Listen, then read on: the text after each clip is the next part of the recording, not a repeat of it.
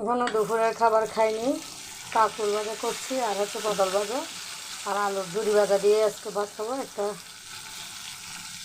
ডিম half boil করবো, তারপর বাচ্চাদেরকে খাওয়াই দিব, নিজেও খাবো। রাতে ঘুমাতে না পারলেও শরীরটা খুব টায়ার্ড লাগে, সকাল সকাল ঘুম থেকে উঠতেও পারি না। এখন আসরের নামাজ পড়ে তারপর ভাত খাবো। ততক্ষণে আমার কাকুরটা পটলটা ভাজা হয়ে যাবে।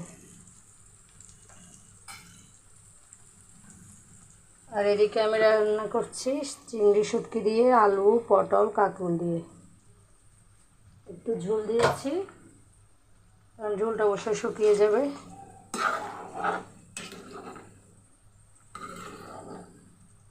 তরকারি হয়ে আসলে অবশ্যই আপনাদের সাথে শেয়ার করব। রেখে দিলাম আমি করে আস্তে আস্তে আমার কাঁকরোল ভাজা আর পটল ভাজাটাও হয়ে যাবে আলহামদুলিল্লাহ। আমি আলু ভাজা করছি, আলু ভাজা করার পরে আমি ডিমটা টোস্ট করে নেব। আলুর ঝুরি ভাজা যে প্রায় হয়ে এসেছে, আর এদিকে আমার তরকারিটাও হয়ে আসলো। চিংড়ি শুটকি দিয়ে আলু পটল কাঁকরোল রান্না করছি।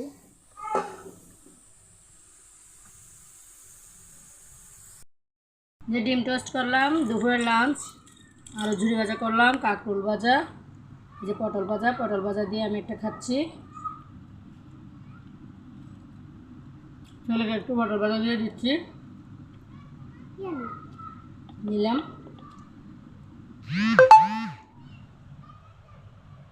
মজা।